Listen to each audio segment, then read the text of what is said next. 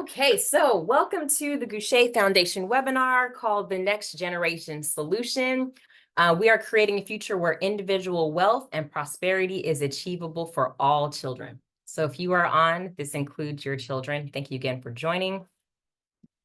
So let's go over the agenda for today. So first, we're going to go over who we are, the problem our children face, the road to zero wealth, which Nick will break down really well, the Gouché Foundation solution, the 2025 IRA Kids Initiative, the impact of our vision here at the Gouché Foundation, how you can take action, and we're going to do some Q&A.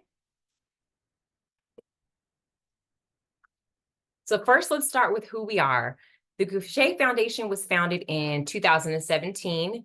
Nick is a huge reader. He is reading articles and books back-to-back daily, and he found an article that was talking about the dropout rate for young brown and Black students in the inner city. And so our first wave of scholarships that we created was for a school here in Los Angeles in the inner city, and we gave our first 10,000, right?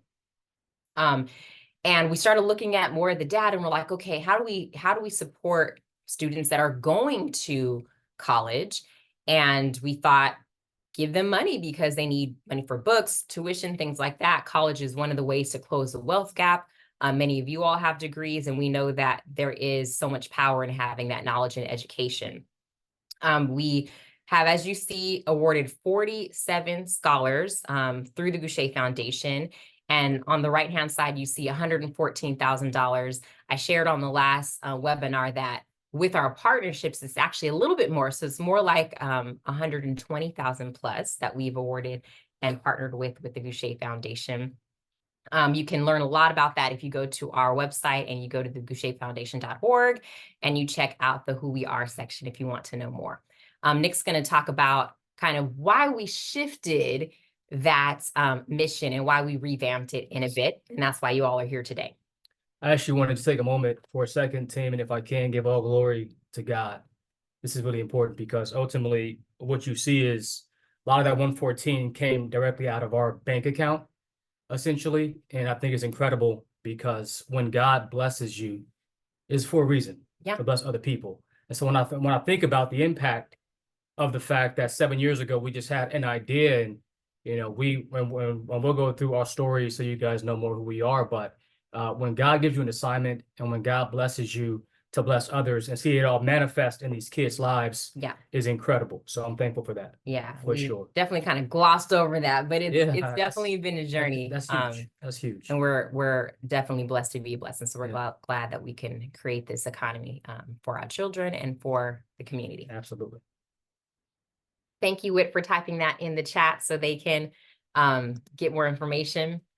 By the way, let's give a quick shout out to Whit. Whit's on there. Absolutely. Before we talk about the founders, let's just talk about our sister-in-law who has helped us revamp this vision. She's amazing. Shout out to Whitney. If you're in the chat, just say, go Whit. Oh, no, 100%. Because we cannot move forward until everybody on this chat says, go Whitney.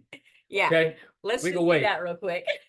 we could definitely wait because you might have vision, but if you don't have skills to structure and execute, it doesn't matter. Yes. So go Whitney Gouché. She's incredible. She is. Oh my God. Whit, I love you. We love you. She's amazing.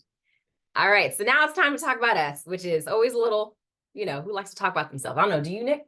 Yes. He says yes. I'll talk about Nick. I'll let him talk, about me. So we are the founders, Natalie and Nick Gouché. I am the president of the foundation. My husband is also the co-founder.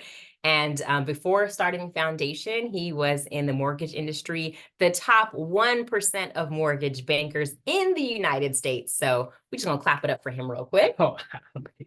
He has helped fund over $1 billion in loans for hardworking Americans. And so that's, people all over the US who are putting their dream home on the map, and he was able to help them do that, or their starter home. And so through that, he's helped so many people, and, all of this stuff, financial advice and all that kind of stems from that, seeing all of his clients and things that they're going through and things that they're struggling with. So that's a little bit about Nick. Should I add anything else? Yeah, that's enough. That's totally fine. Okay. But I would tell you that this is my better half, so you guys don't know. We were just arguing just now, right before this thing even started, and then we just kissed and made up. We got to get this thing. We got to stop playing around. But the reality is that We were this is talking about a social media post. It yeah, was that was nothing. nothing crazy. No, but listen, my wife is incredible. Not only is she my biggest my biggest fan, my biggest supporter. She's also a phenomenal entrepreneur, a phenomenal mother. She's the first in our family to make six figures. I was the first. That's a fact. When I was building my business many years ago, we had to have two incomes coming in. She was kind of driving the family. And so for those of you who have spouses who support you, who ride with you, who grow with you, who grow through you sometimes to help you evolve as well, shout out to my wife for being an incredible Thank you. human being. I really appreciate you. I appreciate you. 100%. Thank you. Yes. All right, let's get into this thing. Oh, really quick too. Oh, yes. So quick pivot. So I did an exit 18 months ago. In the last 18 months, I've been writing books. And so a lot of books. This is just a portion. Yeah, just a portion. So we're now under that umbrella, one of the largest self-published authors in the country. Give me some love for those. If one person can Whit, okay, I see Whit and Mark on my side eye view, so it's phenomenal. And so now I'm very excited because I feel like I've kind of gone through that journey. I've ran my assignment in this season, and now I'm building my next company, which is going to be incredible. So and a lot of that will funnel into the Gouché Foundation. So the reason why you might be wondering, why is this relevant? We have a little bit of a different model. Yeah, we'll go into later. We'll talk about that in a little bit later. But know that when Nick succeeds, the foundation succeeds, we succeed, we all succeed as a whole. So congratulations to you for all these books coming to us. Love it. So I'm going to actually turn this over to Nick, and I'm going to go to the chat and make sure that I'm, paying attention to any questions that you have as he's going through this, so that we can get to the Q&A with our financial advisor. So you go ahead and take it away. Got it. So team, before we move forward, do me a favor. I'm going to show you guys some very critical information. And if you see something that you think is alarming, that the world should know on social media, do I have your commitment that you will take a moment, take a screenshot, if you can, and then send it on social media, and then be sure to hashtag TGF. TGF. Sorry, not my child, TGF. I'll put that in the chat. Is that okay? Yep. Can I just get two people to commit? If you see something that should be shared, that you learn, will you commit to pushing it off social? We can spread the word around this awareness campaign. Okay, we got two people? Not yet. I'll wait. Listen, the reason that you're here on this session today is because there's some alarming stats, and you don't want your child to be a part of that. Absolutely. Do we have an R2? Yep. Yep. Two people just posted. And so as we're going through the presentation, if you see something that is alarming and you want to share, go ahead and share that with the hashtag NotMyChildTGF, and you can tag us on Instagram or Facebook. All right. Love that. So team, on this snapshot here, this is going to drive the mindset around the first 7 years of our existence. As my wife mentioned, when we saw the data on this 7 years ago, we were trying to solve the wealth gap by helping individuals increase their lifetime earnings. Because if you have more income, the theory is that you have more cash flow potentially to then buy and to save after you pay for your expenses. And so when we did the snapshot, we looked at the lifetime earnings of an individual in this country. This is absent of race. This is American data for a kid who gets a high school diploma, some college with no graduation, and then kids who go on to achieve a 4-year college degree. They double the lifetime earnings between a high school diploma and a college education, a college degree being the end result. And so what we noticed was many first-generation kids, mainly Black and brown kids, had the highest dropout rate from freshman year of college to the sophomore year, because they take on more student loan debt. They have to work while they are also in school. So the burden is a lot harder on that child to focus on their education. And so what we saw was that if we can get the kid to finish their second year, they increase graduation rates by over 50%. So we said, if we can help provide more funding to kids to reduce the burden of the need for more funding while they're in college, And if they could focus more on their academics, they can get to that bachelor's degree in the end to increase their lifetime earnings. Does that make sense, team? I can't see it. Just I mean, I want to make sure yes, that framework makes in sense. the chat, if that makes sense, or a thumbs up. Okay, excellent. But so after 7 years of doing this, with my time after my exit with my company, I had a chance to pull back and look more at the impact that we made, how we monetize the impact that we made, how we can quantify it, and if that's the same strategy that we should take going forward. And what I found out, which is not a surprise, but we are a nation of spenders. And I want to show you how that shows up for us in our pocketbooks. So if you look at that same kid who goes to college, who has $3 million of lifetime earnings, they're expected to spend $3.3 million. So even the increase in earnings doesn't solve the fact that most of our kids are going to end their life saddled in debt. And we couldn't solve that problem, and not many people focused on that. So let me give you an example on this, okay? Our daughter, our oldest daughter, Lexi, who's incredible, she's a class of 2025, okay? Now, it's expected that 3.5 million kids this year are going to graduate from high school. Of them, 62% will go off to become a freshman in college. That's 2.17 million. And the average will have a $50,000 student loan debt on average. I know some people like, I went to a UC. I wish it was 50,000.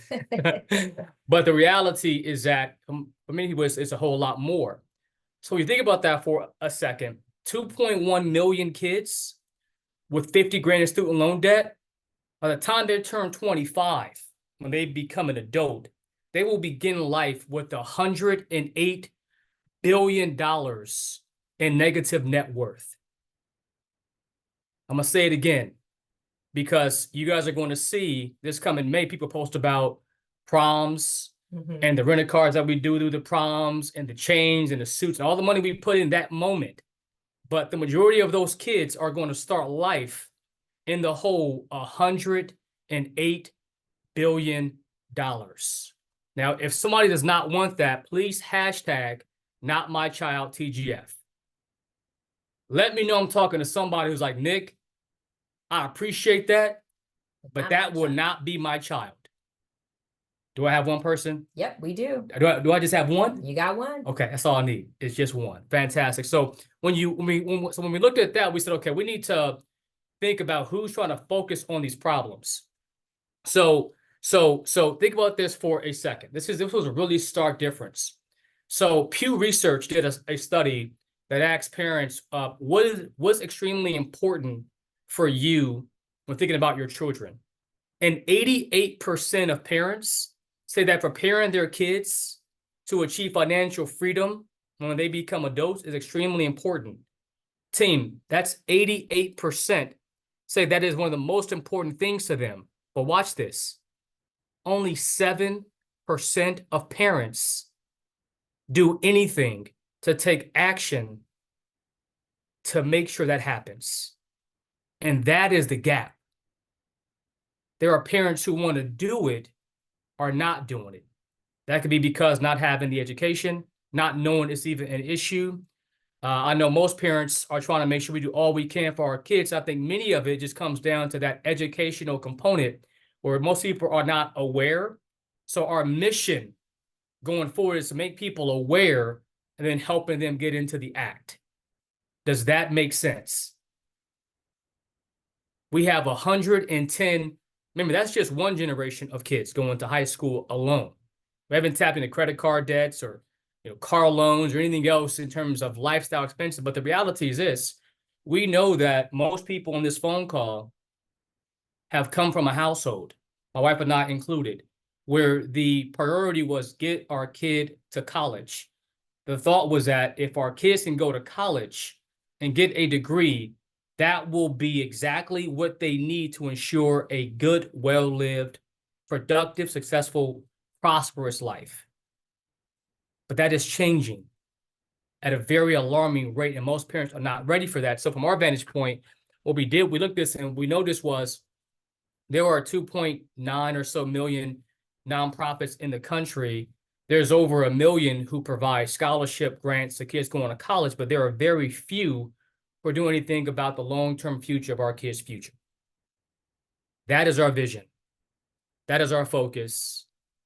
And this drove this home for us. They tell me if you see anybody in the actual chat. Have any of you seen this report? The Road to Zero Wealth. If this is new to you, just let me know in the chat so I can see who I'm talking to. Yep. Let us know if you've seen it before, heard about it, or if this is absolutely brand new information. Give me some feedback. What are they saying? What are they saying? New to me. Lisa says it's new. It's new, Lisa? Okay. Kim said we introduced it to her. She was on the one that we did a few weeks ago. Oh, love it. Okay, excellent. So team, I'll make this very quick. September of 2017, a report came out by a think tank in DC of economists, okay? And here's a quote out of the book of their prediction. It says, if the racial wealth divide is left unaddressed, median Black household wealth is on a path to hit zero by 2053. Median Latino household wealth is going to be zero 20 years later, and then come white households. So the reality is that the race card that we're playing, whether it be Black, brown, or white, long range, is not going to save our kids. Right. It will be the parents who are positioning our kids for prosperity. When I saw this report, it drove us to action because here's how they predicted the cycle of our kids' life. So take a look at this for a second. When the child is born, they're born with $0 of anything for their future long-term investments. Zero. The same thing when the kid turns 18. They might have had great Christmas gifts, maybe good education, preparing them to college, investments in after-school programs, maybe even private school, setting those kids up for college. But behind the scenes, these kids mostly have nothing at 18. When they turn 25, they'll $50,000 in student loan debt, 50 grand minimum. And at 45, they're 82,000 because now they have credit card debt and they got auto loans. And many times they might go to college without a strong degree that has great lifetime earnings anyway. So they can't buy a home. A lot of single parent households are being formed. So the burden of trying to own assets makes it very difficult. So at 45, they're at 82 grand in student loan debt, and the rest of their life, they're trying to get out of the rat race.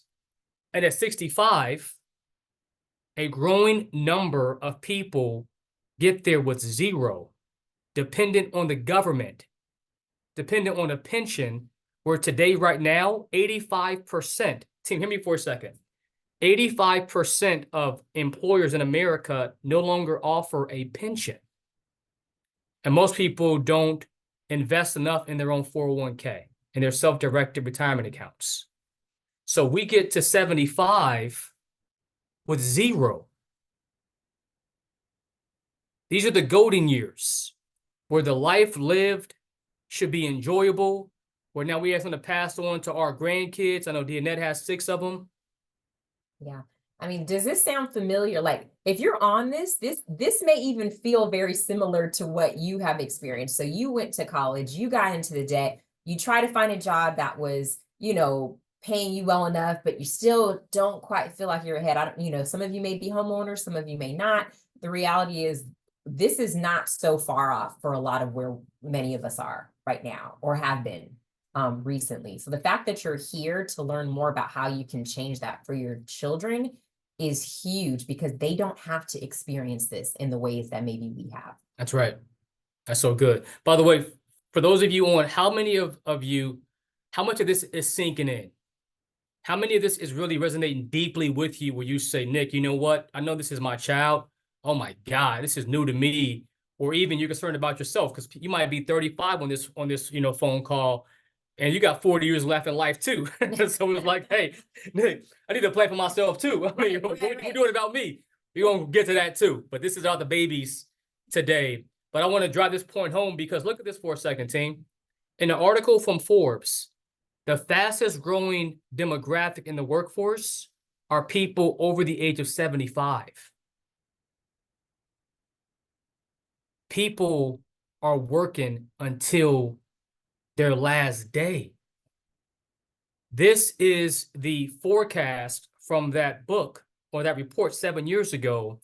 The only thing that's happened is that time is going to get here even faster because nothing's changed. It's actually getting worse.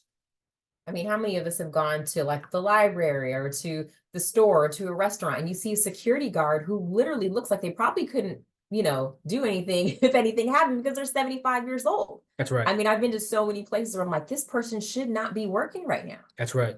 No, that's a fact. So I want to give you a context, okay, on this to really bring this thing home. So I want you to see this for a second.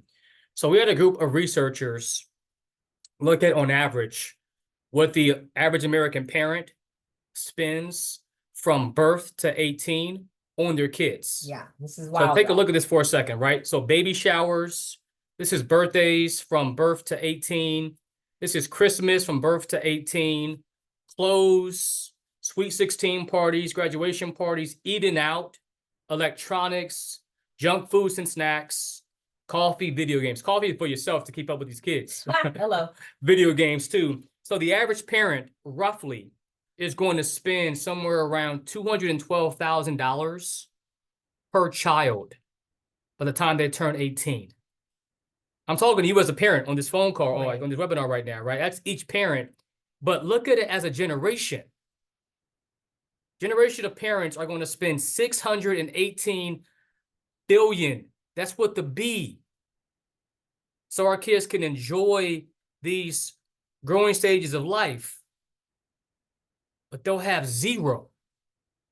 93% will have $0 saved or invested in their long-term future or their business. Now, somebody, that means mother, father, grandma, grandpa, please tell me this will not be your child. Yes. Just go ahead and hashtag me for a second. Not my child. And I'm not going to stop until I get the, how many we got on this phone call? We 10, have 8, 15 right 15 people. Not my child. Not my child. Not my child. I'm going to wait. Okay. Yes. 4 kids. Yes. Yes. Yes. Yes. Oh, I love it. Oh, I love it. I love it. Okay. Listen, this is phenomenal. This is so good. So here's the overarching point. Okay. We're going to evolve this nation from a nation of spenders to a nation of investors in our kids' long-term future. Team, can we do that? Yeah. Family, talk to me from Florida to New York, from Maryland to Houston to Las Vegas to LA. Can we do that? Can we do that? Yes. Renee said, okay, I got one yes. Oh, fantastic. Oh, great, because we're almost done now. This is fantastic. So this is fantastic. So last part on this team, so that way you guys know this is nothing new.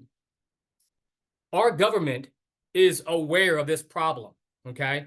In 2020, Senator Bob Casey out of Pennsylvania. No, there's nobody here out of that state, but Bob Casey is one of your senators, and he commissioned a report in 2020 called 401k Kids. You can go to Google if you want, look this up, 401k Kids, and he kind of laid out this framework with him and his team with regard to the problem, which I'm kind of sharing with you within context. And the solution was to get the state to begin investment plans for kids at birth. So they have something to start. This is already a conversation, but 4 years ago that's happened. And guess what, team? Somebody take a guess. That was 4 years ago. What do you guys think happened? Tell me one person. Nothing. I'm waiting for someone to tell me something. Team, guess what happened? I'll make sure they can still see me on the show. Okay. We can wait. I'm asking you guys. This is an evolved conversation. What happened? Nothing happened. Nothing happened. Exactly. So we cannot wait. So I want to pivot here. This is what we've done, okay? 2017, we got this report in September. The following month, my wife and I had our first baby shower in 2017. This is Lexi, who's now 17. And we moved our baby shower into a fundraiser. And 7 years ago, for our second daughter, Yana, who's now 6, we opened up our first IRA, a Roth IRA for our youngest daughter.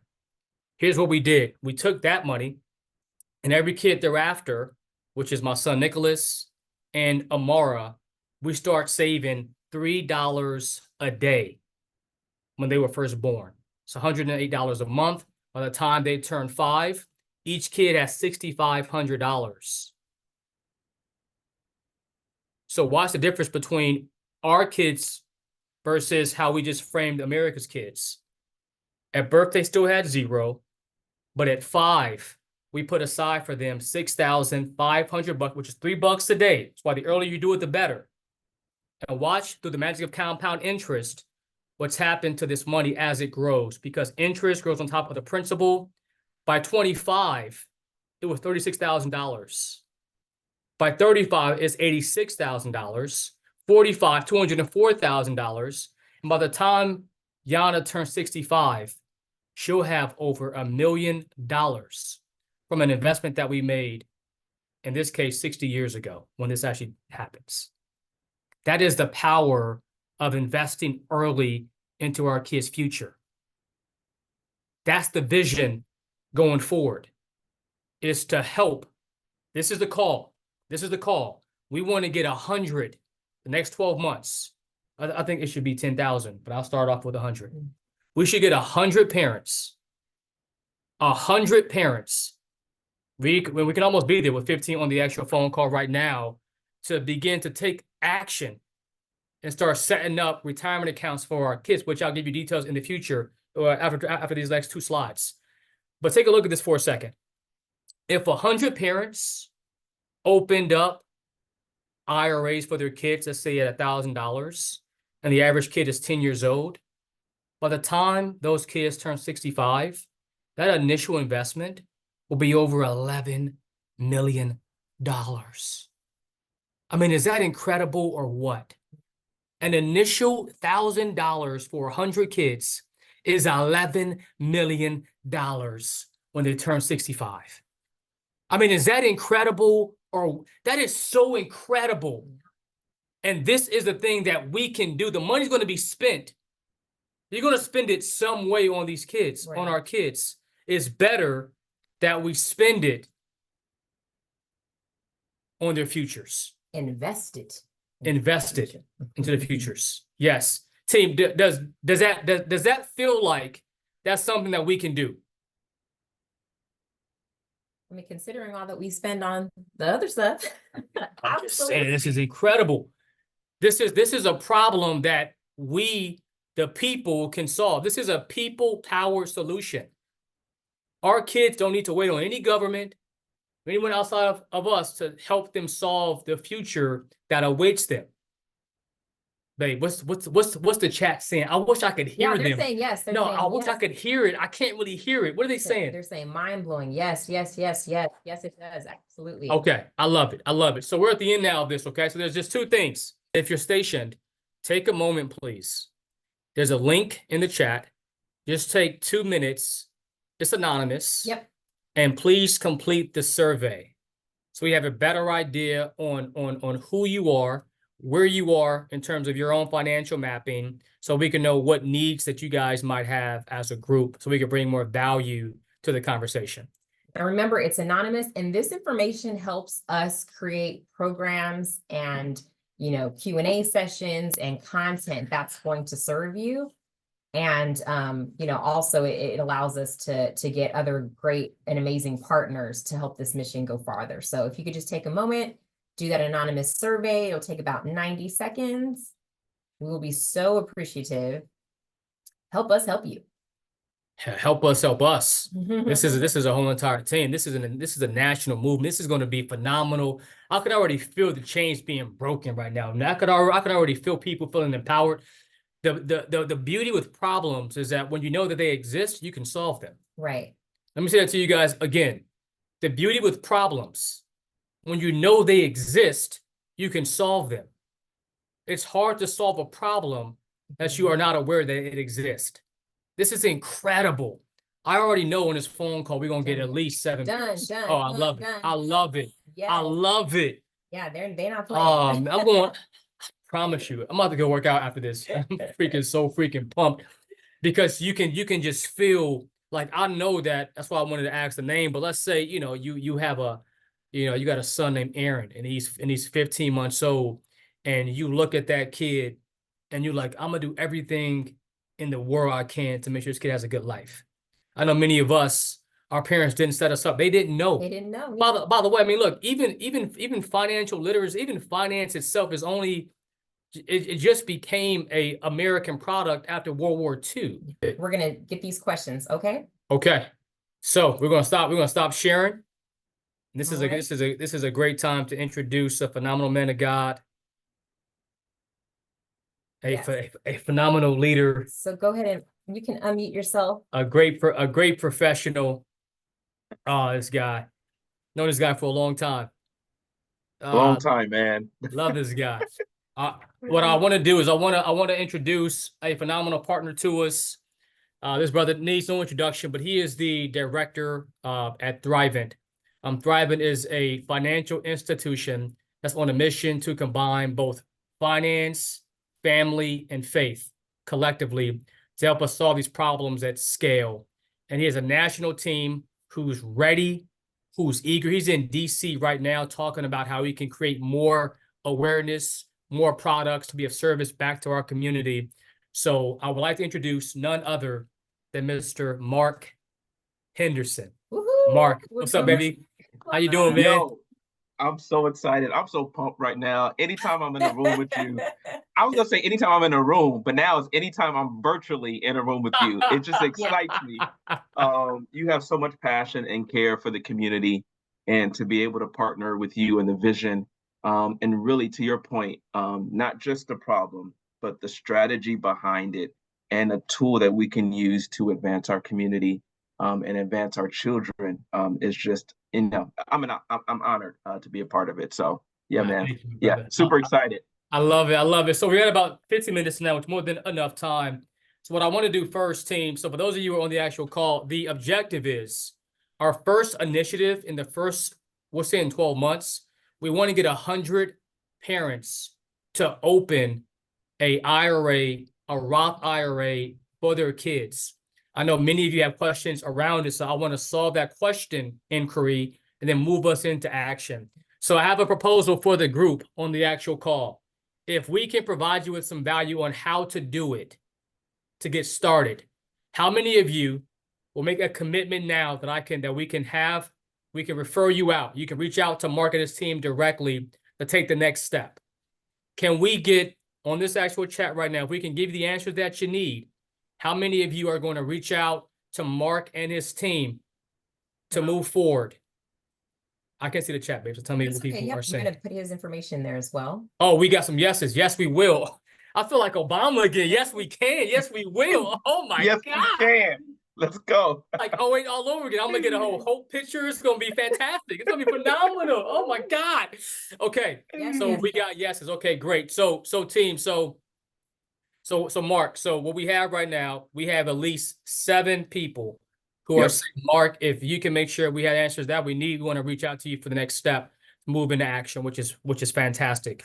And so we'll have some questions that I have for you, but before I do it, let me first ask the group, are there any questions that you guys have directly for the financial expert on the phone call who can answer a direct question? And then if not, we'll ask some general questions. We'll let kind of Mark guide some of the basic FAQs that he gets from his clients, okay? And then Mark, while they're doing this too, brother, if you can, give them just a quick high-level overview on who you are, what you do from your own perspective. Yeah, no, I'm super excited to be on this call. I'll tell you, this is actually, being in finance is actually my second career. My first career, I worked in ministry, leading a church, leading programs, and leading very similar programs like this, right? How do we take what we do inside the 4 walls and advance the church and the community?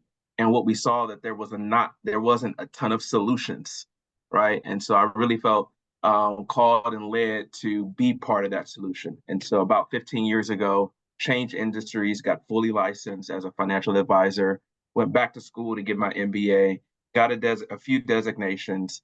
And so over the last 15 years, I've been helping families and individuals really take the complexities of money, simplify it, and create a path forward towards whether it's planning for their kids' education, whether it's planning for their personal retirement, whether it's planning to leave a legacy.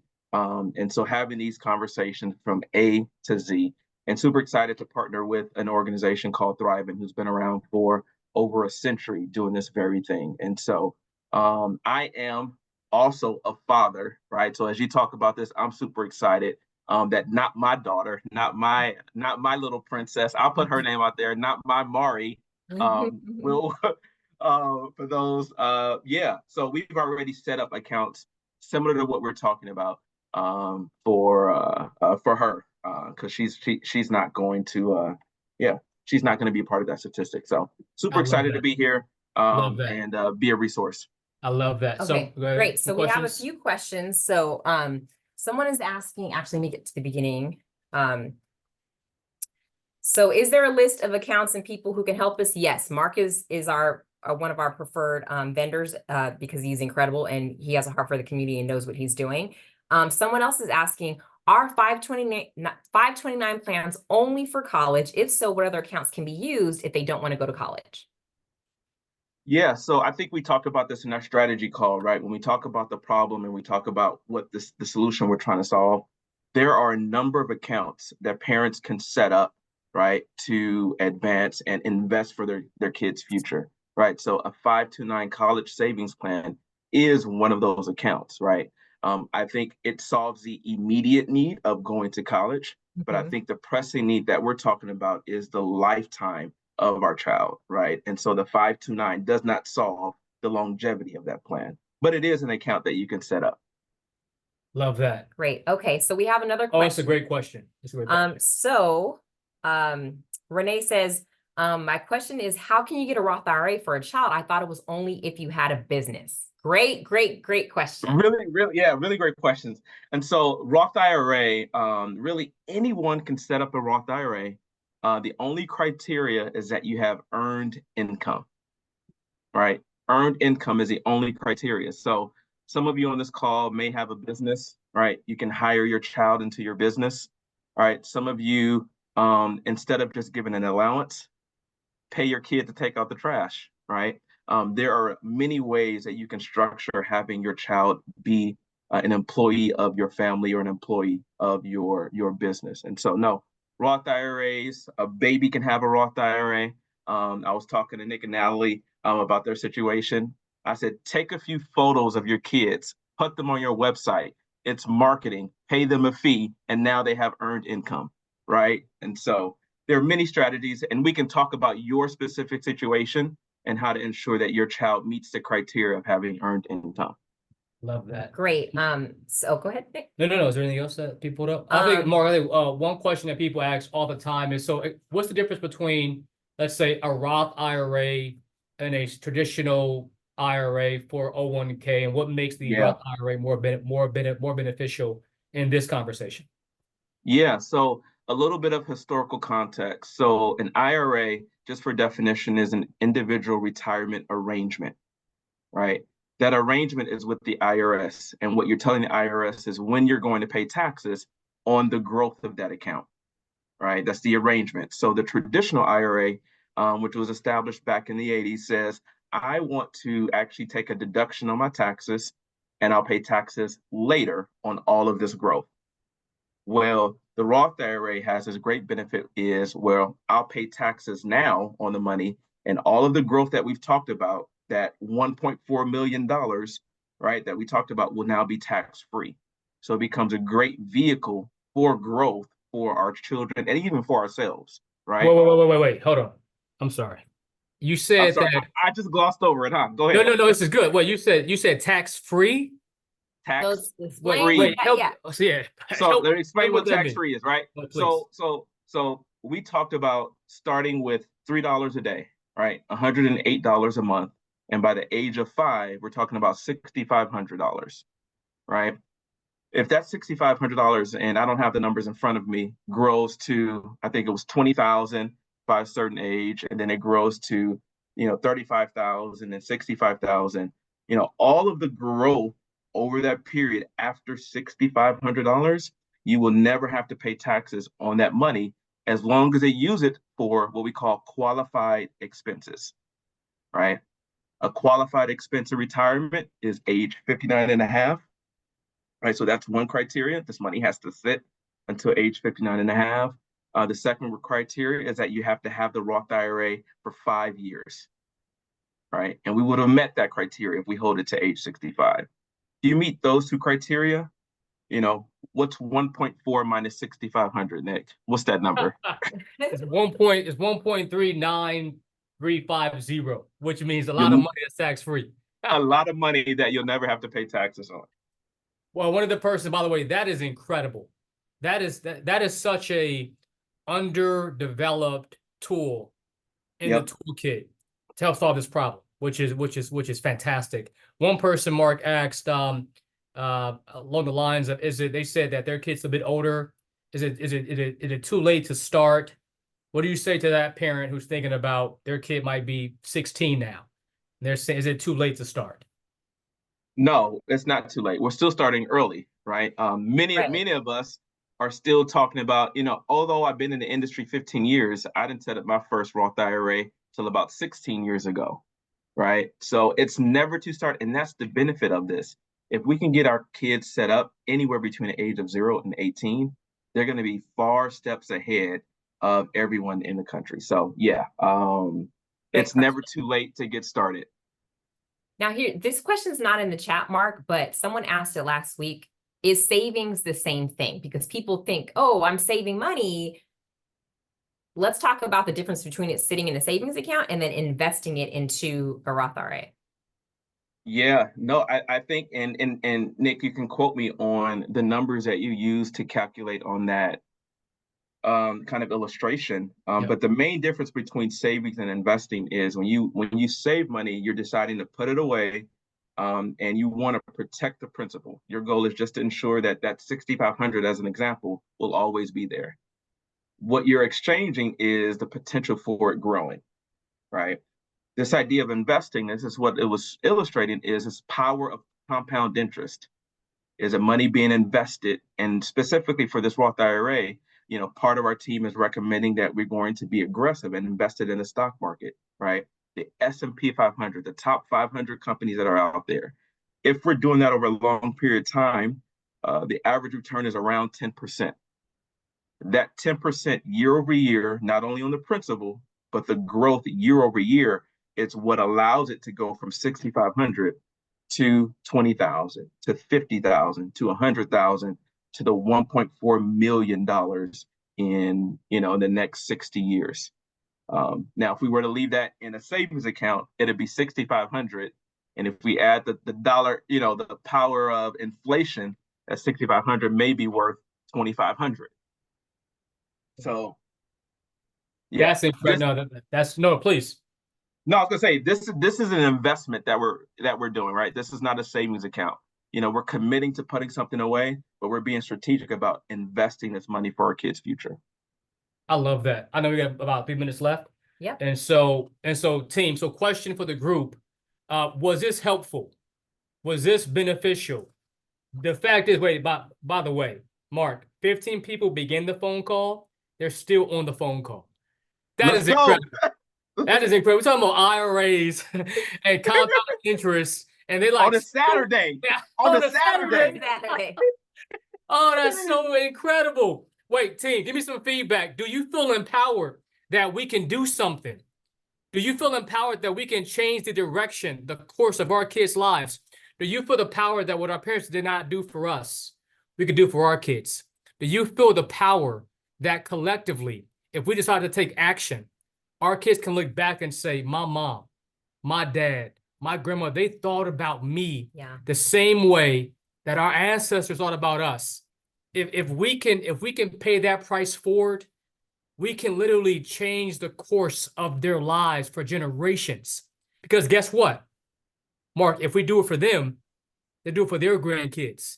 And we'll look back, you know, I got Nicholas II, I have Nicholas V, you know what I mean, in 150 years. And they're like, my grandparents, my mom and dad paved the way for me. I am so excited. So Mark, what I'm gonna do, team, I put Mark's information in the chat. I also put the survey back in the chat. If you didn't take it, go ahead and take it. Go ahead and share what you're I was gonna say one more thing because we got 2 minutes left. Yeah, great. I got that one. Yeah, I got that. Question. So I'm gonna leave that one for the actual end. For everybody who said you guys are going to connect, make sure we're on the same page.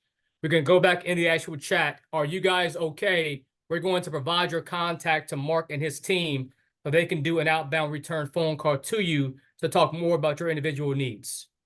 Is everybody okay with that? For those who said they're going to reach out and move forward, are you guys good with that? Is there any objection? Because if not, Mark, we'll just have our team do that. Okay, I'll make note of the people who said yeah. Information you have. Yep. Love it. Okay, Mark. So we got the team's buy-in.